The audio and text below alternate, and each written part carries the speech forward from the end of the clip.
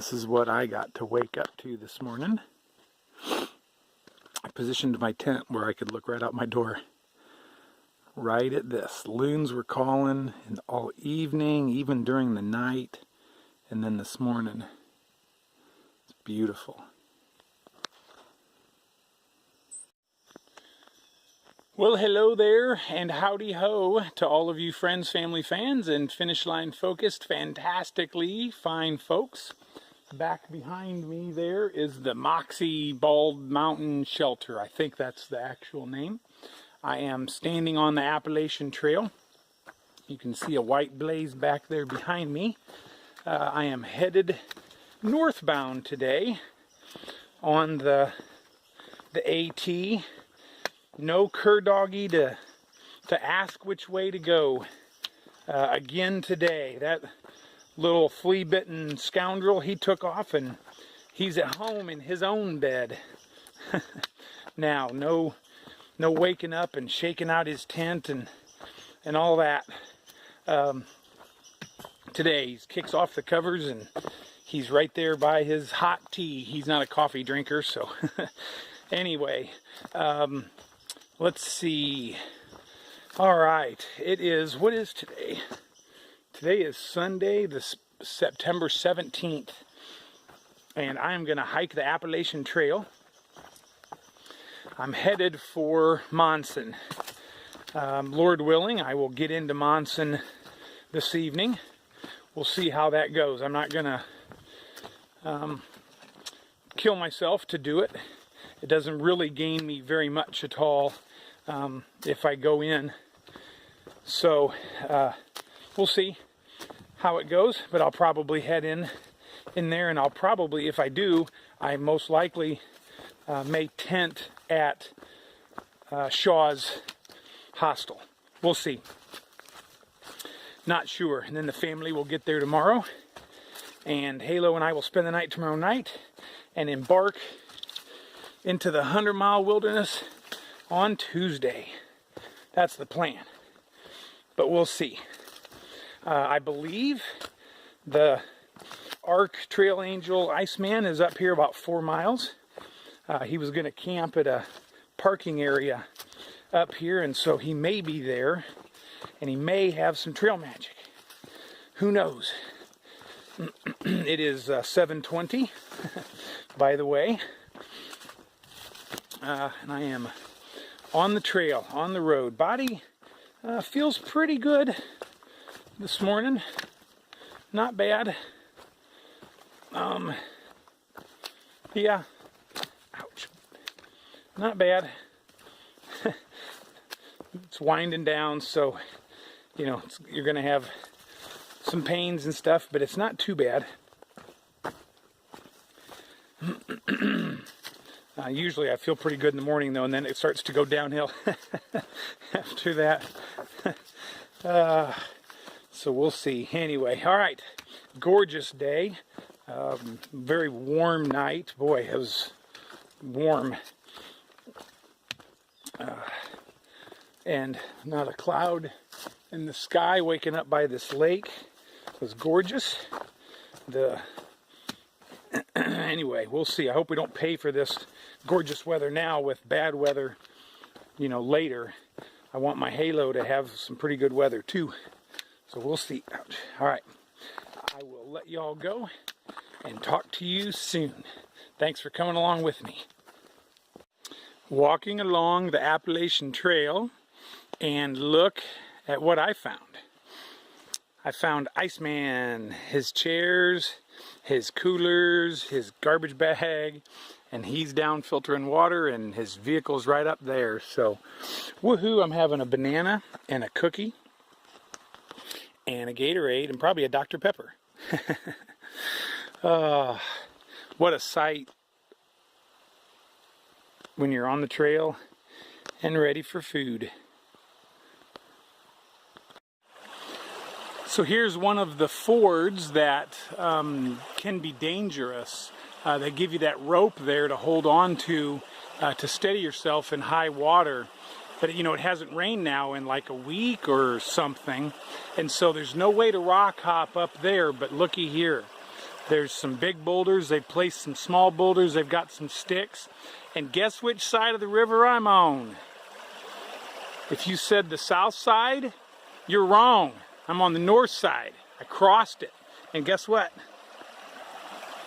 My little tootsies are dry. So praise the Lord. All right, I gotta cut through here and get back on the AT. I'm 10 feet off. That was cool. All right. Very nice. Oh boy. Big rocks. So I am coming up to a road and I can smell a grill. I believe that grill is none other than the Iceman, who right now is the Charbroil Man, it smells like.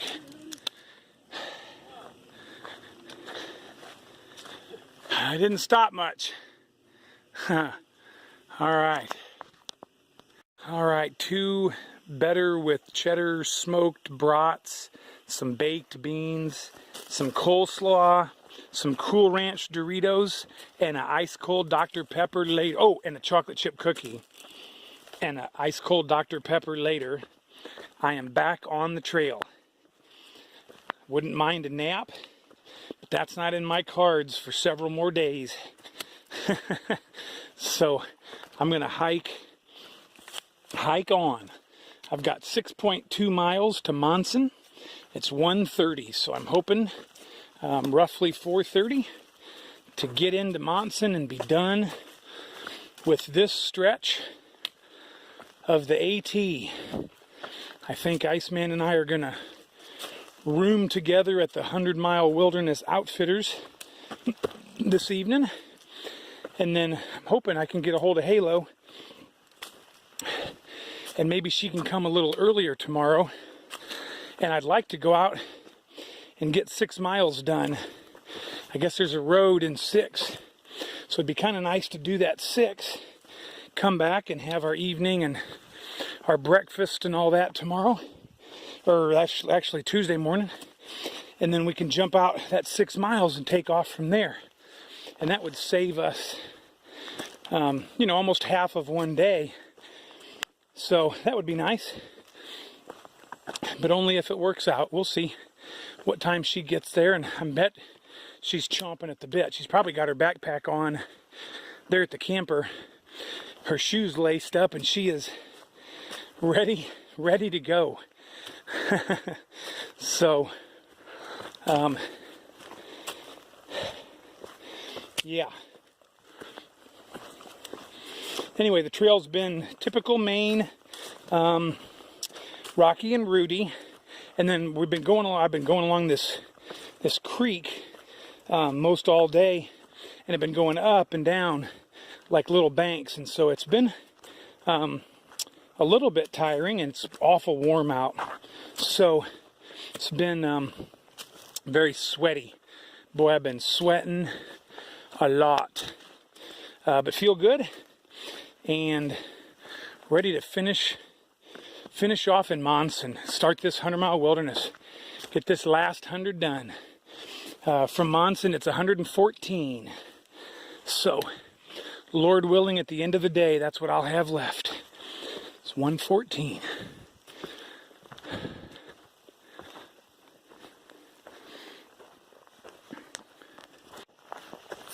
Three grouse flushed. Turn on the camera for a second. 2 were right there, and 1 was like right here. This was the first one to go, and I almost grabbed my phone. I thought, nah, 2 more steps, up goes another one. Almost grabbed my phone, nah, 2 more steps, up goes another one. Man, there are a lot of grouse.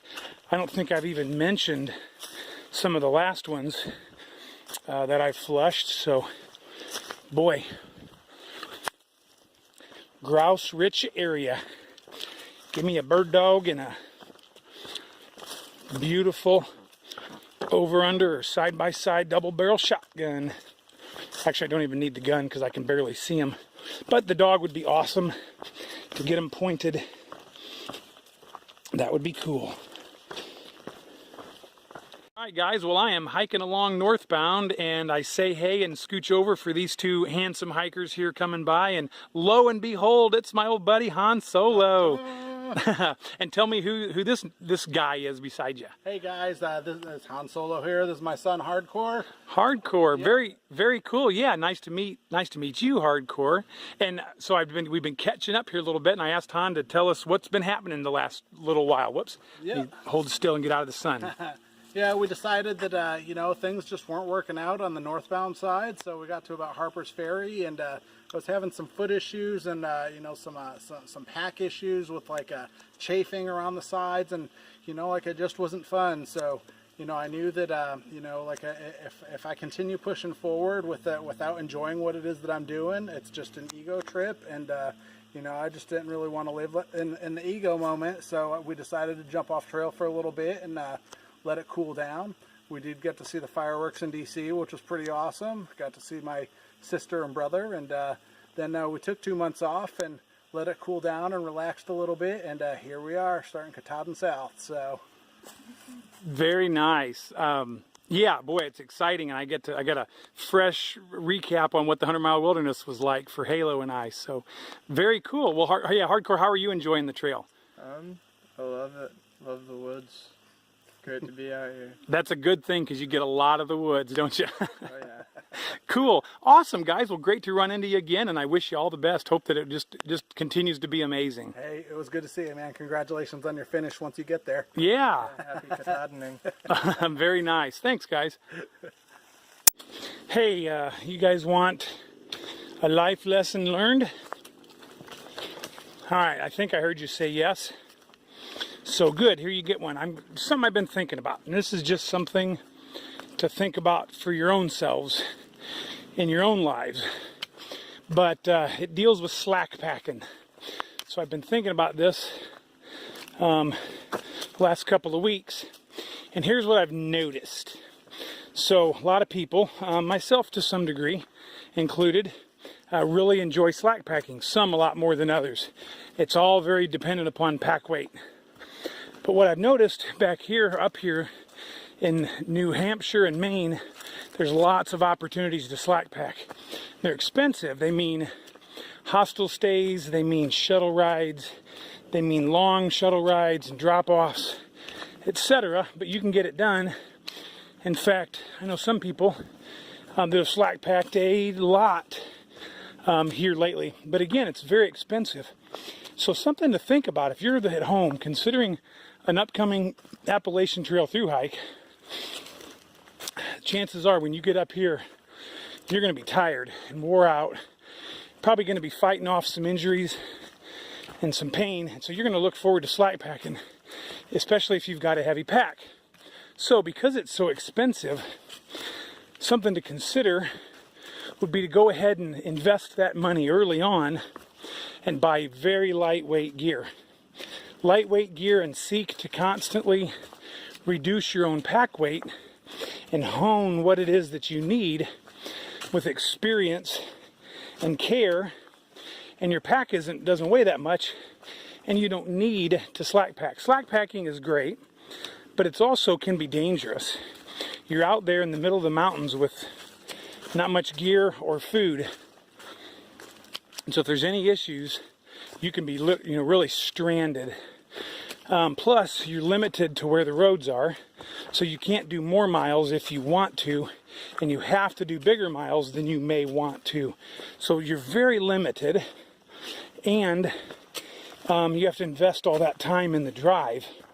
Plus, again, it's expensive. My friends GQ PR and Aspirations the other day did a slack pack 2 days in a row. That's a $75 shuttle ride, one way, one time. So you have to do that twice.